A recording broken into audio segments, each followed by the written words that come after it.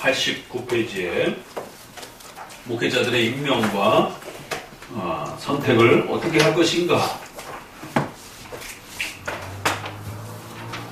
10항을 보게 되면 주로 바울의 그 지시에 우리가 성경에 기초하는 부분이 있는데 거기에는 반드시 평신도들의 동의와 함께하는 것이 핵심 원리라는 것이. 결국 교회론에 있어서 교회 정치와 질서는 교회 직분자들, 그 중에 특별히 목회자를 어떻게 구성하느냐가 가장 중요한 그 비중면에 있어서 내용을 차지한다고 그랬죠. 그래서 여기도 보면 이제 첫째 점과 둘째 점은 사역자들을 우리가 선별할 때 어떤 사람들을 선택해야 되는가, 이 일을 위해서 우리가 어떤 방법으로 목회자들을 또 훈련시키고 세워야 되는가, 이제 이런 부분들이 굉장히 중요한 이슈가 됐다라는 것을 이제 우리가 알게 된다라는 거예요. 첫 번째, 누구를 목회자로 세울 것인가, 또 그를 어떻게 훈련시켜서 좋은 목회자로 만들 것인가, 이제 요게 이제 교회 정치 질서에 있어서 아주 하이라이트가 된다라는 것이.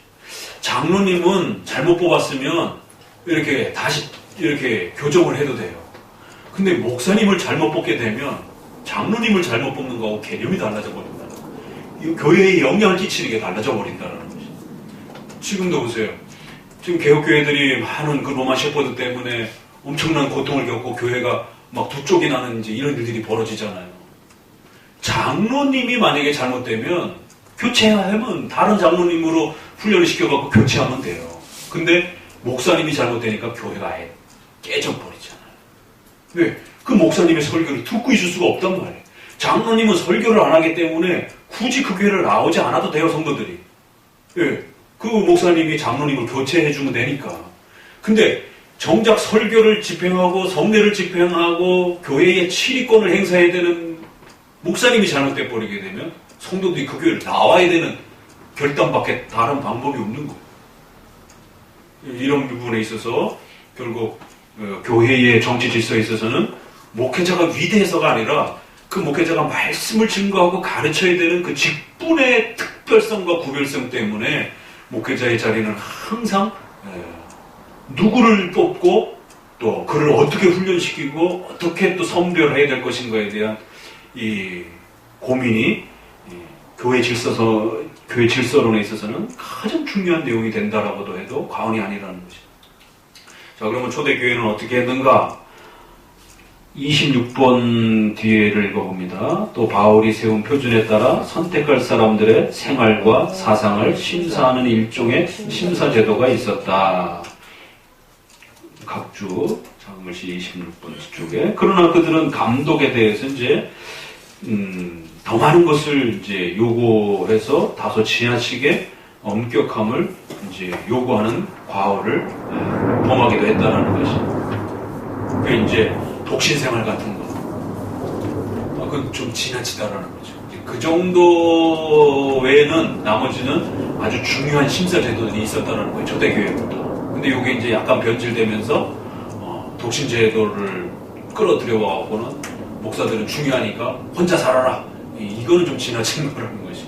그러나 그거 외에는 나머지 목회자를 뽑을 때는 훌륭한 목회자를 뽑기 위해서, 지도자를 뽑기 위해서 심사제도를 만들어 놓은 이런 초대교회 질서들을 우리가 존중해야 된다는 거예요. 그걸 우리가 회복해야 된다. 이제 셋째 점은 그러면 누가 사역자를 임명하는가? 그래서 이제 사역자들을 어떻게 세워가고 또 그 사역자들을 또 잘 보존할 것인가, 이제 이런 문제들. 누구를 뽑을 것이냐? 또 그 뽑은 사람을 우리가 어떻게 잘 훈련시키고 관리할 것이냐? 그리고 또 이제 임명하는 과정, 절차, 이런 세 가지 점이 아주 중요한 교회 질서의 핵심이 된다는 거예요. 90페이지 중간쯤에 두 번째 달라. 그 후 감독직을 제외한 다른 교직에 관해서도 일반 신자는 적격자를 선택하고 임명하는 일을 감독과 장로들이 이루는 것이 시도문이다. 그래서 감독과 장로들에게 일임하면서 이게 잘못하면 이제 그 성도가 참여하지 않는 이제 이런 그 일이 벌어지기도 했다라는 것이에요. 그러니까 이것은 후대가 잘못한 것이지 초창기에는 분명히 성도가 자신들의 지도자를 뽑고 또 유지하고 관리하는 일에 성도들은 반드시 여기에 일정 부분 책임과 의무를 짊어지고 있다는 것입니다. 맨 아래쪽은 그러나 장로 임명에도 반드시 시민들의 찬성이 필요했다. 여기서 말하는 장로는 우리가 지금 7위 장로인 그 장로를 말하는 게 아니라 목사님을 말하는 것이에요. 주로 장로 그룹들을 할 때는 이제 감독, 장로 이런 이제 표현으로 목사님을 많이 표현을 합니다. 그래서 11번에 감독 선거에 대한 찬성, 이렇게 또 감독이라 표현하잖아요. 읽어봅니다. 첫째 줄. 신자들이 자기의 감독을 선정하는 자유는 오랫동안 보존되었으며 모든 사람이 원하지 않는 감독을 억지로 임명할 수는 없다. 넷째 줄. 성직자들과 신자들이 또는 그 대다수가 요구한 사람이 선택되게 하라. 또 모든 사람 위에 앉힐 사람은 모든 사람이 선택하게 하라. 알려지지 않고 시험해보지 않는 사람을 임명하려면 강제로 밀어넣어야 하기 때문입니다. 성직자들이 선택하고 신자들이 원한 사람을 택하라. 이런 초대교회 자료들을 보니까 반드시 지도자들과 성도들이 함께 참여하는 방식이었다. 근데 이제 표현을 달리하고 있죠. 전문 영역에 해당이 되는 성직자들이 선택을 하는 거예요. 후보자들을 뽑는 거예요. 그러면 이제 그 후보자들 중에 어떤 사람들을 선택할 것인지를 성도들이 투표해서 또 함께 동의해서 선출을 하는 겁니다. 그러니까 기본적인 자격자들을 뽑아주면 그 중에 더 자기들이 원하는 분들을 또 성도들이 참여해서 뽑는 방식으로. 그러니까 성도들이 처음부터 자격 심사를 할 수는 없잖아요. 그 자격의 전문성을 갖추고 있는가 안 갖추고 있는가는 그거는 목회자들이 살펴봐야 될 문제란 말이에요. 이분이 성경을 잘 해석하는지 히브리어 헬라어를 시험을 봐야 되고 또 신학적 교리적 내용을 잘 배웠는지 7대 교리를 조직신학을 통해서 시험을 봐야 되고 또 역사와 철학 전체의 인문학적 소양을 갖추고 있는지를 검증해 봐야 되는지 그걸 성도들이 할 수는 없단 말이에요. 그러니까 자격심사의 기초 단계는 반드시 전문가 영역이 하는 겁니다. 그래서 전문가의 영역에서 통과가 되면 그 후보 중에 어느 사람을 선택할 것인지는 성도들이 얼마든지 할 수 있다는 거죠. 그렇게 구분해 줬다는 겁니다. 그래서 성도들이 참여해야 될 부분과 전문가들이 참여해야 될 부분이 분리되어 있는 걸 또 보게 돼요. 그러니까 이러한 질서들을 우리가 잘 존중해야 된다는 겁니다. 성도들이 모든 걸 다 하려고 해도 안 되는 거고 또 성도들 무시하고 전문가 집단이 모든 걸 또 다 하려고 해도 안 된다는 것이죠. 맨 밑에서 셋째 줄. 그러므로 어떤 감독이 후계자를 지명할 때는 교인들이 확인해야만 그 지명이 효력이 있었다. 12번으로 넘어갑니다. 그래서 결국은 평신도와 성직자의 이 균형이 필요하다라는 것이에요. 그러니까 교회 질서의 이 직분자를 선택할 때는 반드시 이 균형을 맞춰줘야 된다는 거예요. 라오디아 회의가 선거를 군중에게 일임하지 않기로 결정한 데에는 충분한 이유가 있었다는 것을 나는 인정한다. 근데 이제 어떤 때는 어떤 문제 때문에 교회 역사를 뒤져보니까 성도에게 선거권을 안 주고 지도자들이 그냥 일방적으로 지도자를 선출했을 때가 그런 때도 있더라는 거예요.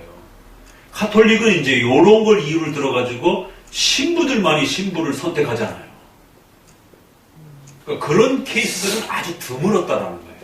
보편적으로는 전문가가 선출하고 성도들이 최종 동의를 확증하는 이런 균형의 방식이었지 몇몇 특수한 예를 가지고 이렇게 이유를 삼으면 안 된다는 것이. 그때는 어떤 이유가 있었다는 거예요. 그때만의 어떤 처해 있었던 특별한 이유가.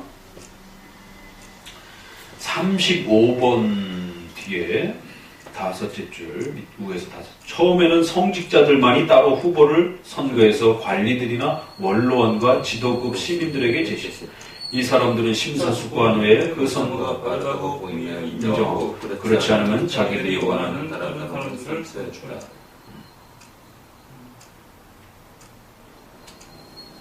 조금 내려오셔서 밑에 줄에 6줄 정도. 이와 같이 성직자들이 마음대로 감독을 임명할 수도 없고 신자들의 어리석은 소원을 성직자들이 그대로 따를 필요도 없었다.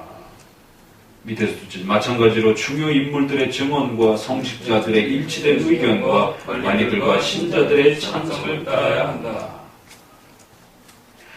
그러니까 왕조차도 그렇게 교회가 결정한 것에 대해서 때로는 이제 고대 사회는 국가와 교회가 이렇게 일치된 사회였기 때문에 또 성직자가 목회자가 선출이 되면 왕에게 또 반드시 또 이렇게 보고를 합니다. 그럴 때 또 왕은 왕의 권위로서 그 선택을 수용해 주기도 한다라는 것이. 그러나 왕이 또 임명할 수는 없다라는 거예요. 왕이 이렇게 자기 독단적 권위로. 그러니까 이렇게 교회의 지도자를 목회자를 뽑는다라는 게 이처럼 얼마나 신중한가를 알 수가 있는 거예요. 어느 한 개인이 독단적으로 이렇게 뽑아만 절대 안 된다는 겁니다. 반드시 전문가 영역에 의해서 그 전문성을 확인받아야 되고 또 교회 공동체라고 하는 성도들의 동의와 협의를 이끌어내야 되는 이것이 아주 절묘하게 서로 조화를 맞춰줘야 된다는 거예요. 그래야 우수한 목회자가 뽑히고 또 그 목회자를 사랑하는 또 성도들의 공동체 안에서 또 함께 그 목회자를 존중하는 이러한 부분들을 모두 또 보호할 수 있다는 거예요. 자, 13번 성직자들과 통치자들. 이제 이런 질서들이 그레고리우스 시대까지 시행되었고 이렇게 해서 계속 지속이 되었다라는 겁니다. 넘겨주셔서 94페이지. 밑에서 넷째 줄 읽어봅니다. 마지막 단락. 교회의 권리를 빼앗아 전권을 한 사람의 기분에 맡기는 것과 합법적인 선거를 국왕이나 황제가 자기의 권위로 확인하도록 이 영예를 양보하는 문제가 다르기 때문이다. 왕이 혼자 뽑아도 안 되고 또 군중들이 군중 심리에 의해서 뽑아도 안 되고 그랬을 때 이제 이 독립 개신교의 어떤 문제가 바로 여기 있는 거예요. 성도들이 목회자를 뽑아야 되는지 이런 위험성이 있다라는 겁니다. 전문가 영역에서 목회자를 선별해주는 이 과정을 하기가 굉장히 어려워지는 노회와 총회 기능이 없으면 이제 이런 위험성이 노출이 된다는 거죠. 그 회중교회는 그 각 개교회가 독립적 권한을 갖고 있기 때문에 남의 교회가 다른 교회의 어떤 목사 청빙에 대해서 관여할 수가 없습니다. 그건 그 교회 회중만이 결정하는 것이. 조언은 해도 절대로 법적인 그런 권한을 행사할 수가 없어요. 장로교회는 그 법적 권한을 행사를 하는 겁니다. 상회가. 그러니까 회중교회들은 남이 다른 교회를 관여할 수 없으니까 철저하게 그 교회의 성도들이 선별하고 목회자를 뽑아야 되는 거죠. 그러면은 이 전문가 영역의 목회자를 일반 성도들이 어떻게 그거를 선별할 수 있겠냐. 어느 장로가 그 목사님하고 앉아가지고 신학 논쟁과 토론을 거쳐서 그 모든 부분들을 통과하는 걸 검증할 수 있겠느냐라는 거죠. 그래서 군중심리에 의해서 뽑혀도 안 되고 성도들에게 그걸 다 권한을 줘도 안 되고 또 특수한 전문가 영역끼리 성도들 없이 그냥 그렇게 성도들을 배제한 채 그렇게 하거나 한 개인이 그걸 독점해도 안 된다는 거예요. 14번 임직 절차에서는 이제 라틴교에서는 이 의식을 서품, 또 그 다음에 축성이라고 불렀고 히랍교에서는 거수, 안수 형태로 이렇게 행했다라고 말합니다. 그래갖고는 손을 이렇게 드는 이제 이런 형태가 있고 손을 이렇게 머리에다가 얹어주는 이제 이런 형태도 있고 그런 형태가 약간 서로 이렇게 조금씩 차이는 있었지만 대부분 이렇게 임직식이 구별되어서 또 이렇게 진행되었다는 거죠. 44번 뒤에를 읽어봅니다. 95페이지 44번 뒤에 각주 적혀있는 작은 44번 읽어봅니다. 적어도 정당한 이유가 없는 사람은 모두 구해야 하는데 그 목적은 선출된 사람의 교리와 행실을 잘 조절하는 것이었다. 이런 조사를 하지 않고는 임명직을 시행하지 않았기 때문이었다. 반드시 목회자는 두 가지를 살펴야 됩니다. 뭐를 살피라고요? 교리. 그 목회자가 어떤 교리를 믿고 있는가. 또 그의 성품, 생활에 특별히 어떤 부도덕한 어떤 그런 부분이 어떤 중독이라든가 어떤 포악스러운 어떤 그런 습관을 갖고 있지 않는가. 그래서 생활 부분도 살펴야 되고 적어도 교리에 대한 심사는 아주 철두철미하게 해야 되는 것이고 생활 부분은 성도들 수준보다는 높은 생활 수준을 그 지도자가 가지고 있는지에 대해서 검증을 해야 된다는 거죠. 그러니까 이 목회자가 된다는 건 굉장히 힘든 일입니다. 근데 오늘 한국교회는 왜 이렇게 목회자가 되겠다는 사람들이 많은지 참 인류 역사 속에 이 목회자가 부족해서 늘 고민이었지 한국교회처럼 이렇게 목회자가 완전히 그냥 차고 넘치는 시대는 참 드물었어요. 이상한 거죠. 이게. 검증의 수준을 낮춰버리니까 아무나 그냥 다 목회자가 되겠다고 그냥 오시는 거예요. 목회자의 자리를 얼마나 쉽게 생각했습니까? 그러니까 이런 부분에서 교리와 행실에 대한 부분 아주 철두철미하게 이렇게 살펴야 되는 것이고 또 요즘에는 그래서 여자 목사에 대한 문제가 바로 그런 부분들이에요. 그럼 뭐 여자는 뭐 똑똑하지 않느냐 그런 문제는 아니에요. 행실 부분에서 많이들 또 여자 목사들이 목사가 되면서 이혼하고 이런 과정들 부분에서 남자도 이혼하면 문제가 되지만 또 여자분들에 대한 부분들이 이런 많은 또 행실에 대한 또 이런 부분에 좀 부족함을 갖고 있는 많은 분들이 목회자로 또 이렇게 들어오는 또 이런 부분이 굉장히 많이 발생이 되어지는 그러니까 이런 교리와 생활에 대한 총체적인 부분들을 아주 철두철미하게 수준을 높여야 된다는 겁니다. 그러니까 장로교는 목회자를 많이 안 세워요. 그런데 미국에도 1900년 그 아주사거리로부터 시작해갖고 갑자기 성도들이 늘어나니까 목회자 단기 코스들이 막 늘어난 거예요. 그냥 1년만 배우고는 목사 한 수로 세우는 거예요. 성도가 많이 늘어났다는 이유 하나 때문에. 그래서 미국 장로교가 분열되는 이유가 거기 있는 겁니다. 목사 단기 코스를 만들 건가 안 만들 건가. 그러니까 정통 장로교에서는 절대로 목사는 단기 코스로 만들어질 수 없다라고. 이게 어떻게 하루아침에 목사가 만들어집니까? 성도가 많아지면 목사 한 사람이 여러 지역교회를 돌아보면 되는 겁니다. 순회하면서. 근데 이제 단기 코스로 그냥 붕어빵 찍어내듯이 그냥 막 배출해놓는 거예요. 그래갖고 1년 만에 그냥 막 목사 한 수가 이루어지는 막 이제 이런 일들이 벌어지는. 지금 한국교회도 여름 방학 단기 풀코스로 해가지고는 뭐 6개월 만에, 1년 만에, 2년 만에 막 목사가 만들어지는 거기로부터 교회가 타락이 일어난 거예요. 그래서 장로교는 지금 정해져 있는 코스만으로 해도 석사 코스로 7년 맞춰야 되고 거기다 강도사 고시, 목사 고시까지 하려면 기본이 10년입니다. 의사 면허 따가지고 전문의 따려고 하면 보통 10년에서 15년 걸려요. 전문의 다 하려면. 근데 어떻게 목사 자격을 의사나 변호사 수준보다도 못해서 되겠냔 말이에요. 변호사, 의사를 앉혀놓고 가르쳐야 될 사람이 목사인데. 근데도 뭐 5년 만에, 뭐 2년 만에 이러면 안 된다는 거죠. 지금도 겨우 10년 유지하고 있는 건데, 한 15년으로 이렇게 해놓고, 더 높이든가 자격심사를 더 높이든가, 그래서 이제 50이 넘어서 이제 신학을 하러 오는 이런 분들도 문제가 되는 겁니다.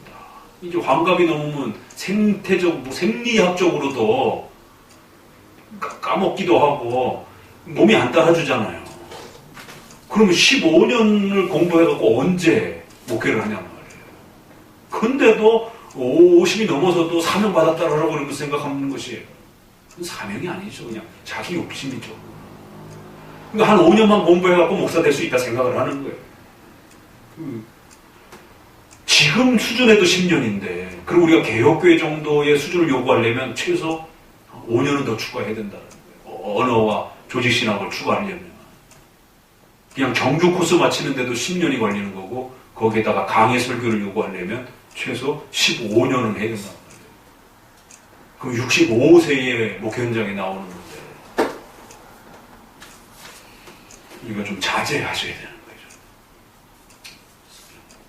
교회의 성도로서 잘 섬기면 그것도 하나님 앞에 큰 복이 되는 겁니다. 어설픈 목회자 됐다가 하나님 앞에 더 큰 책망을 받는 형태가 벌어지는 것이죠. 그래서 목회자를 세울 때는 지역교회 모든 그 동료 목사들이 와서 검증해야 되고 교리와 생활을 철두철미하게 검증하고 성도들의 승인을 거치는 과정을 통해서 목사를 세우라는 거예요. 그 과정을 거치지 못하면 다 탈락시키라는 겁니다. 왜? 그렇게 통과됐을 때의 그 목회자는 설교에 대한 권위와 성찬을 집행하고 치리를 행하는 어마어마한 교회적 운영에 대한 권한을 갖기 때문에 그렇다라는 거예요. 그러니까 대통령을 왜 그렇게 엄중한 권위를 이 검증 절차를 통해서 뽑습니까? 대통령이 갖는 권한이 막강하단 말이에요.